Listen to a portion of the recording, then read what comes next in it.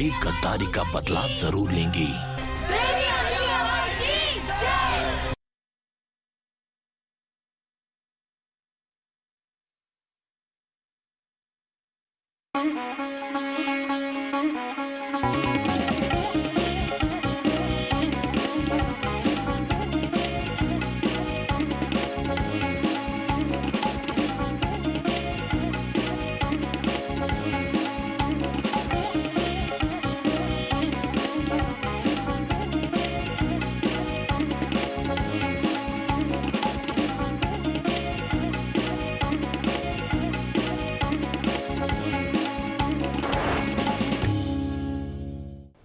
नमः पूर्वाय गिरये पश्चिमायाद्रये नमः। ज्योतिर्गणानां पतये दिनाधिपतये नमः।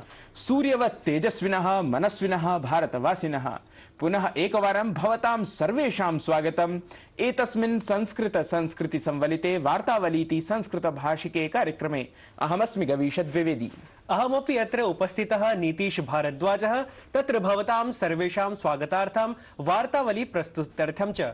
दर्शकाः, पर्वप्रिये अस्माकीने देशे पर्वणामस्ति बाहुल्यम्। एतेषु पर्वदिनेषु वयं भारतीयाः ऊर्जान्विताः उत्साहान्विताः च भवामः।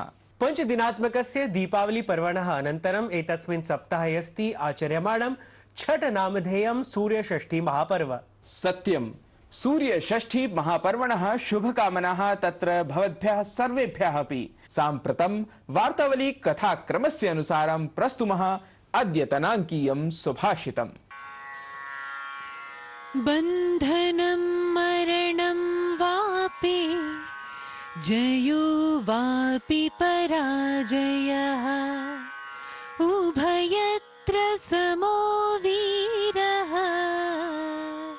वीरभावो हि वीरता।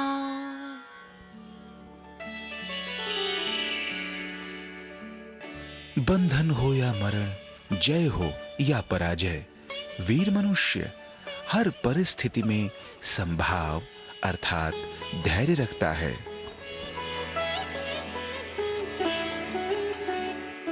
One who is courageous maintains his calm in every situation, be it bondage or death, victory or defeat. साधु, वस्तुतः अत्यन्तं प्रामाणिकानि भवन्ति एतानि रत्नसंज्ञकानि सुभाषितानि। अस्तु, प्रामाणिकाः भवन्ति अस्माकं दूरदर्शन समाचार वाहिन्या प्रकाशिताः वार्ताः अपि। यतः अस्माकम् उद्देश्यं केवलं वार्ताः पूर्णाः वार्ताः इति भवति, तावत् अधुना वयं देशस्य किंवा विदेशस्य अपि पक्षद्वय समन्विताः वार्ताः घटनाः च अत्र प्रदर्शयामः। तदर्थमेव अत्र प्रस्तूयन्ते विगत साप्ताहिकीः प्रमुखाः चेताः च काश्चन वार्ताः। राष्ट्रपति पदासीना द्रौपदी मुर्मुः 47-उत्तर-द्विसहस्रवर्षात्मकम् अंतरिक्ष प्रौद्योगिकी विमानन विषयम् अवलम्ब्य आयोजिताम् अन्ताराष्ट्रिय सम्मेलन प्रदर्शनीम् उद्घाटितवती। एरोनॉटिकल सोसाइटी ऑफ इंडिया इति अंतरिक्ष संस्थायाः उत्कृष्टतायाः 75वर्षपूर्त्यवसरे नवदिल्ली स्थिते यशोभूमि सम्मेलन केन्द्रे आयोजिते प्रदर्शनी कार्यक्रमे राष्ट्रपतिवर्यया कथितं यत् अंतरिक्ष विमानन निर्माण क्षेत्रे भारतस्य क्षमतानां द्रुतगत्या विधीयमानः अस्ति विस्तारः। द्वितीय वैश्विक दक्षिण स्वराख्यस्य शिखर सम्मेलनस्य समापन वक्तव्ये प्रधानमन्त्री मोदी सर्वेभ्यः कृतज्ञतां प्रकटितवान्।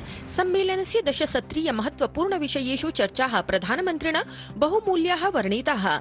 10 प्रमुखाः संविभक्ताः प्राथमिकताः आगामिकाले पारस्परिक सहयोगस्य मार्गं प्रशस्तं करिष्यन्ति इति प्रधानमन्त्री प्रतिपादितवान्। राजस्थाने आयोक्ष्यमाणं विधानसभा निर्वाचनम् उद्दिश्य सकलदलानां नैर्वाचनिक जनसभाः सतीव्रं समाचर्यमाणाः। अत्र क्रमे प्रधानमन्त्री नरेन्द्र मोदी भरतपुरे विजय संकल्प सभां सम्बोधितवान्। स्वदलपक्षे समर्थनाय जनाः तेन अध्यर्थिताः। मध्यप्रदेश विधानसभायाः छत्तीसगढ़ विधानसभायाः च कृते मतदानम् अभवत्। मध्यप्रदेशे 30,200 आसनेषु छत्तीसगढ़े च 70 विधानसभासनेषु मतदानं सम्पन्नतां। अत्रान्तरे मध्यप्रदेशे 76% छत्तीसगढ़े च 75% मतदानं समङ्कितम्। दिल्ल्याम् ऐषमः 240तमम् अन्ताराष्ट्रिय व्यापार मेलकं प्रवर्तमानमस्ति। वसुधैव कुटुम्बकम् इति अस्ति मेलकस्य केन्द्रीयः विषयः, यत्र 13 देशानां मेला प्रदर्शकाः सम्मिलिताः सन्ति। इस्राएल देशीयाम् अनुमतिं प्राप्य प्रथमतः इन्धन संग्रहः मिस्र देशात् गाजा क्षेत्रं प्रापितः। अत्रान्तरे संयुक्तराज्य अमेरिका पक्षतः वक्तव्यं समागतं यत् इन्धनापूर्तिः एषा नियमितरूपेण बृहन्मात्रायां च नैरन्तर्येण भवितुम् अर्हम् इति। गोस्वामी तुलसीदास विरचितस्य श्रीरामचरितमानस ग्रन्थस्य क्रोएशिया देशीय भाषायाम् अनुवादः अनतिचिरमेव लोकार्पितः जातः। क्रोएशिया मूलः परं दीर्घकालात् च भारतनिवासी स्वामी ज्ञानेश्वर पुरी अस्य प्रसिद्धस्य ग्रन्थस्य अनुवादम् अकरोत्। श्री बद्रीनाथ धाम्नः कपाटपिनद्धार्थम् आयोजिता पञ्चपूजा अद्य समाप्ता। एतेन सममेव ऐषमः चतुर्धाम यात्रा शीतकालं यावत् अवसिता। अत्रान्तरे श्री बद्रीनाथ धाम परिसरः 15 क्विंटल भारमितैः पुष्पैः सज्जितः आसीत्। क्रिकेट क्रीडायाः एकदिवसीय विश्वचषक प्रतियोगितायाः अन्तिमचक्रे भारतस्य प्रवेशः।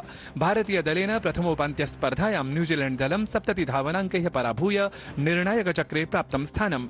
तावत् द्वितीयोपान्त्यस्पर्धायाम् ऑस्ट्रेलिया दलेन दक्षिणाफ्रीका दलं त्रिस्तोभरक्षापुरस्सरं पराजितम्। दलद्वयमपि रविवासरे अहमदाबाद क्रीडाङ्गणे खेलिष्यति। तावत् क्रिकेट प्रेमिषु दृश्यते महान् उत्साहः।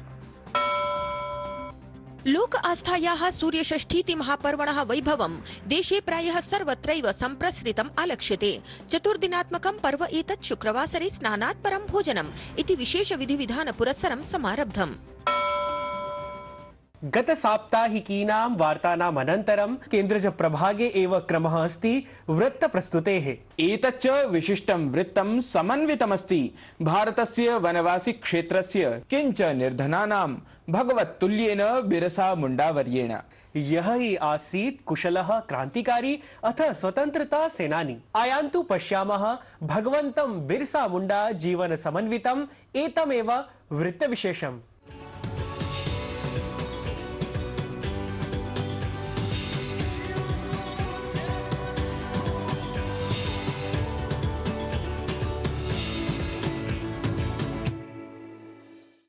उलिहातुः झारखण्डस्य खूंटी जनपदे स्थितः एकः लघुः ग्रामः, यत्र गतशताब्द्याः 75तमे वर्षे नवम्बर मासस्य 15 दिनाङ्के जन्मलेभे देशस्य महान् पुत्रः भगवान् बिरसा मुण्डाः।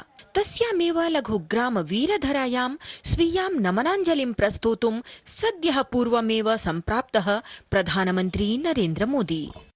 आज का दिन सौभाग्य से भरा हुआ है। मैं कुछ देर पहले ही भगवान बिरसा मुंडा की जन्मस्थली उलिहातु से लौटा हूं। उनके परिजनों से भी बड़ी सुखद मुलाकात हुई है। देशस्य महान् वीरपुत्रः भगवान् बिरसा मुण्डाः तदा स्वीयं साहसबलं प्रदर्शितवान् यदा ब्रिटानिया शासनद्वारा कृषकाः आदिवासिनः च बलात् पीड्यन्ते स्म।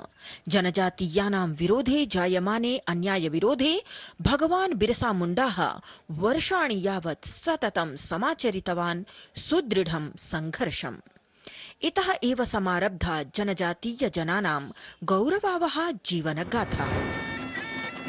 एतादृशस्य एव क्रान्तिवीरस्य भगवतः बिरसा मुण्डावर्यस्य संघर्षस्मरणे रांची नगरे स्थापितं मेमोरियल पार्क इत्याख्यम् उद्यानं तत्र स्थितं संग्रहालयं च प्रधानमन्त्री अवलोकितवान्।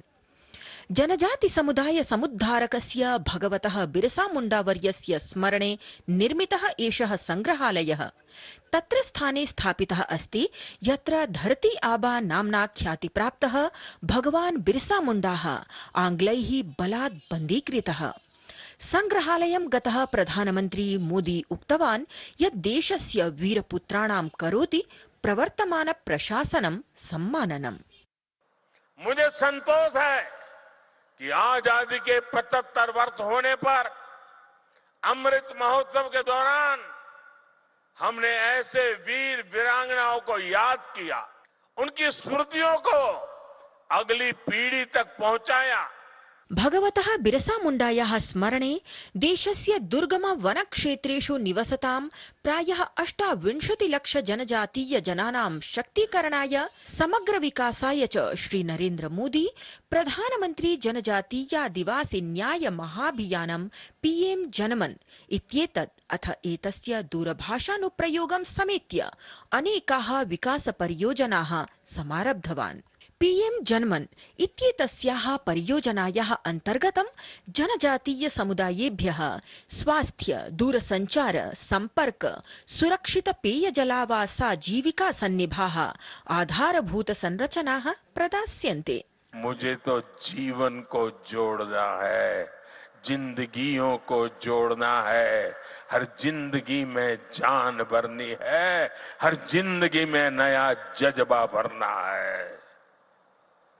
इसी लक्ष्य के साथ आज पीएम जनजाति आदिवासी न्याय महाअभियान यानी पीएम जनमन इस महाअभियान की शुरुआत हो रही है। प्रधानमन्त्री उक्तवान् यत् देशे दशकानि यावत् स्थापितानां वञ्चितानां विकासार्थं वचनबद्धं केन्द्रप्रशासनम् एतादृशैः एव विकासपरियोजना माध्यमैः विकसितभारतस्य सङ्कल्पं शक्तियुतं करोति, वञ्चितवर्गं च सम्मानयति। वार्तावलीवृत्तं डीडी न्यूज़।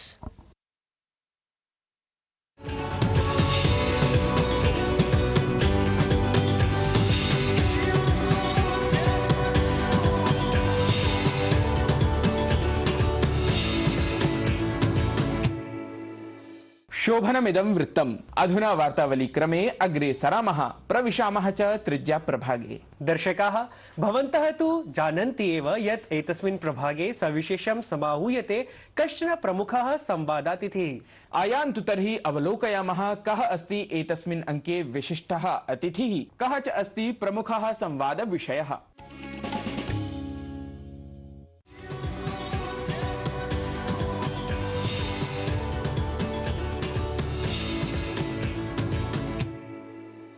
नमस्कारः।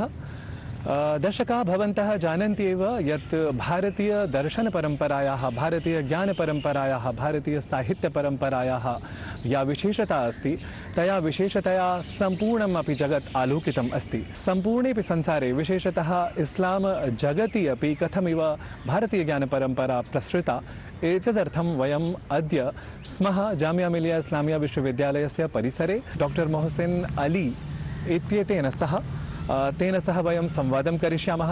असौ वस्तुतः जामिया मिलिया इस्लामिया विश्वविद्यालयस्य फारसी विभागे अध्यापनरतः अस्ति। अथ प्रधानमन्त्री संग्रहालय पुस्तकालय इत्येषा या संस्था अस्ति, तत्रापि वरिष्ठः शोधाध्येता अस्ति, अध्येता अस्ति। अथ तुर्किश भाषायाः अपि भारते प्रथमस्य अध्ययनकेन्द्रस्य स्थापना अनेनैव महोदयेन कृता।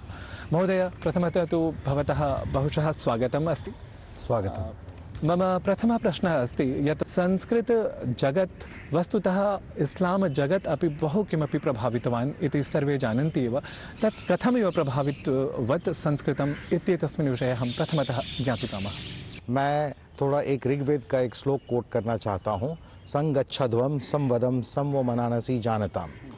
इस श्लोक से बेसिकली हम ये सीखने को मिलता है कि आप साथ मिलें, बात करें, साथ चलें और एक तरह की सोच बनाएं। भारत जो है आज नहीं, आदिकाल से विश्वगुरु के रोल को प्ले करता रहा है।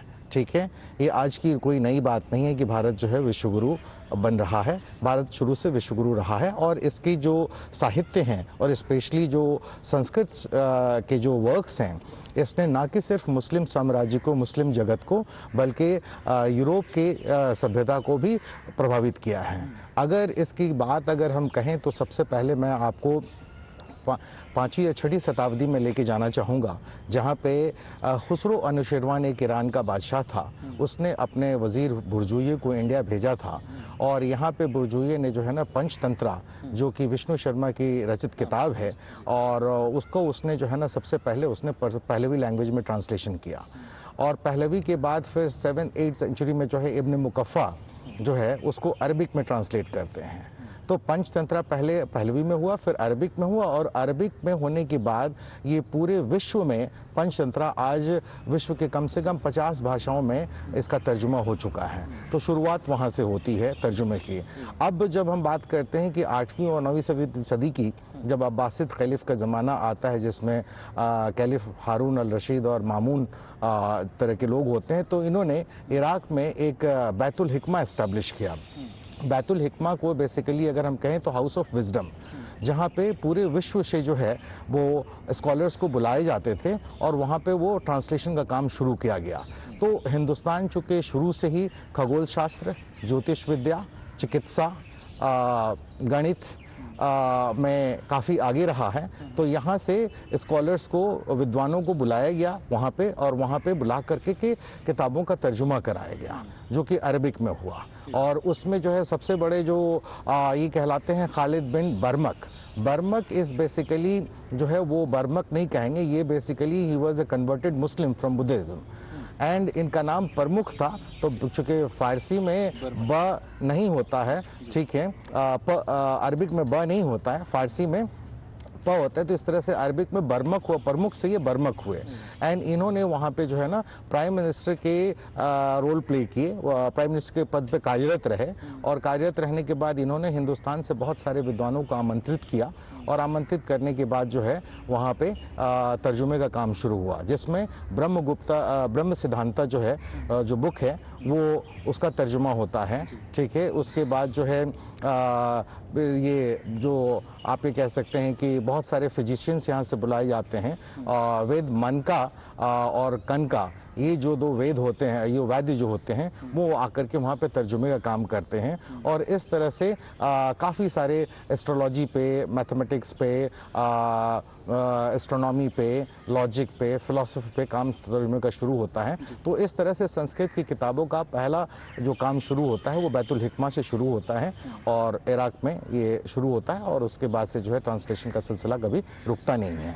और इसके बाद जो है बहुत सारे ऐसे हैं जो ट्रैवलर्स, ज्योग्राफर्स, ठीक है, जो हिंदुस्तान आते हैं, जिसमें दमिश्की का नाम आता है, इब्न बतूता या अलबरूनी का नाम आता है, इब्न बतूता का नाम आता है। ये हिंदुस्तान आते हैं, ठीक है, सल्तनत पीरियड में, सल्तनत पीरियड से थोड़ा पहले भी, और आकर के जो है ये तर्जुमे का काम करते हैं। भवता यथा उक्तं यत् अनेके यात्रिणः, अनेके विद्वांसः अरब जगतः सम्बद्धाः ये सन्ति, अरब जगतः सम्बद्धाः येऽपि सन्ति। वस्तुतः ते अपि बहु किमपि प्रभावितवन्तः, नाम संस्कृतपरम्पराम् उज्जीवितवन्तः तत्र तत्र। अहं ज्ञातुकामः यत् तेषु एव विद्वत्सु एकः अल्बेरुनी यः आसीत्, वस्तुतः असौ एव प्रथमः प्राच्यविद्, इंडोलॉजिस्ट यत् आङ्ग्लभाषायां वयं वदामः, सः आसीत्। वस्तुतः तस्य या प्रसिद्धिः अस्ति इंडोलॉजिस्ट प्राच्यविद् रूपेण, सा प्रसिद्धिः कथमिव? अलबरूनी जो है 1017 में महमूद गजनवी के साथ इंडिया आते हैं, और आकर के जो है ना वो चूँकि उनको लिंग्विस्ट थे, मल्टीलिंगुअल थे, ठीक है, ऑलरेडी उनको अरबिक आती थी, फारसी आती थी, ठीक है, उन्होंने यूनानी भी सीखी थी, और इस तरह से वो आकर के यहाँ पे संस्कृत का अध्ययन करते हैं सबसे पहले, चूँकि उनको ऐसा लगता है कि संस्कृत से अध्ययन से जो है ना हिंदुस्तान के कल्चर को, सभ्यता को वो ज़्यादा अच्छी तरह से समझ सकते हैं।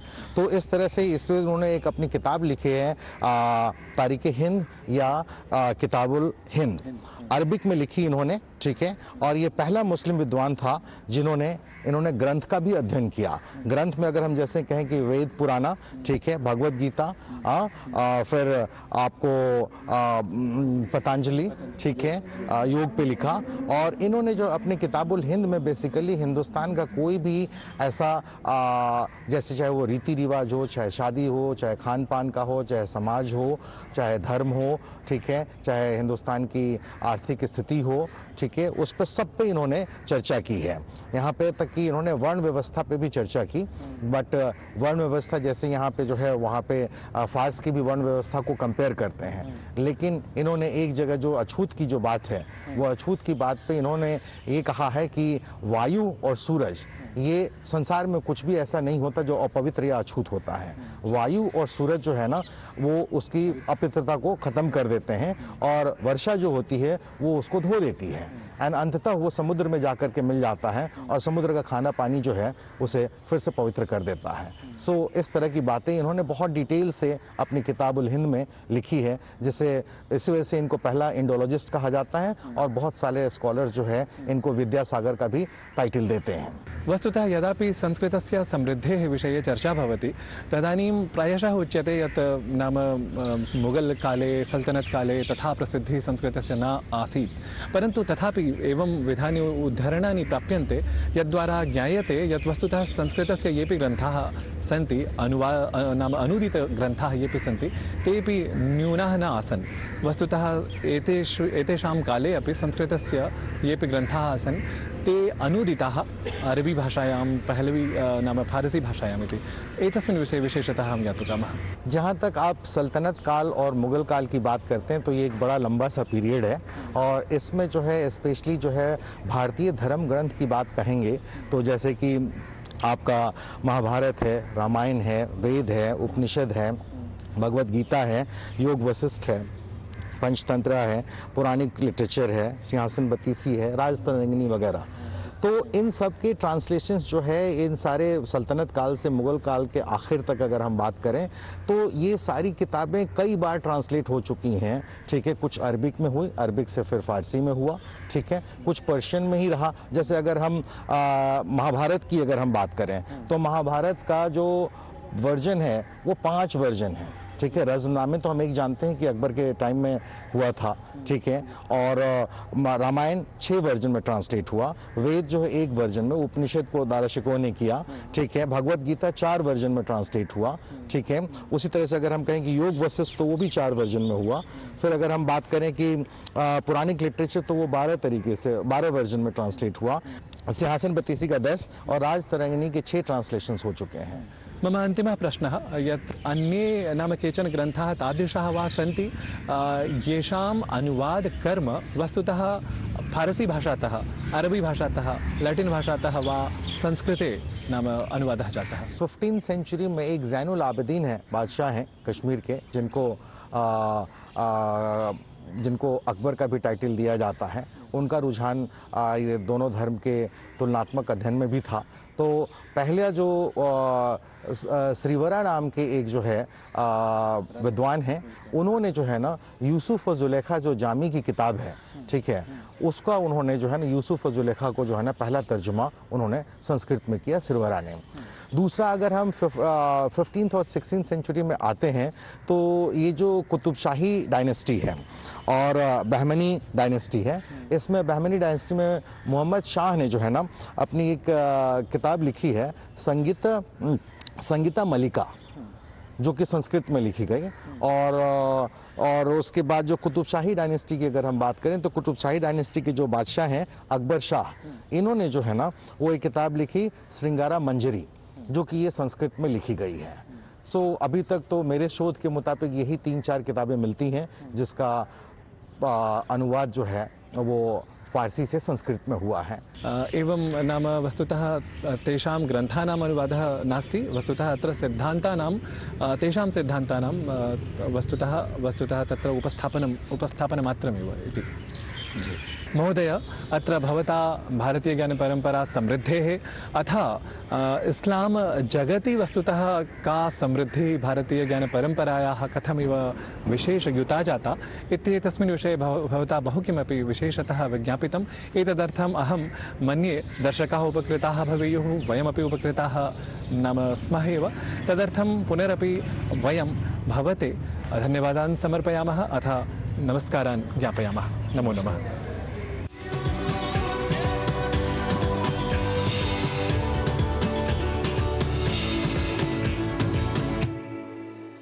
रुचिकरः अस्ति एषः संवादः विषयः च, परं कालः ननु बध्नाति अस्मान्, अतः अर्धहोरावधिकः कालः शीघ्रमेव समाप्तप्रायः प्रतिभाति मे। तत्र भवतां सर्वेषां मनोरञ्जनाय आनन्दाय च गीत प्रस्तुतिम् एताम् आस्वादयन्तः महापर्वाचरणेन च सह वार्तावलीं पोषयन्तः भवन्तः निरामयाः सन्तिष्ठन्ताम्। आगामिनि अङ्के पुनः मिलामः। नमो नमः। भज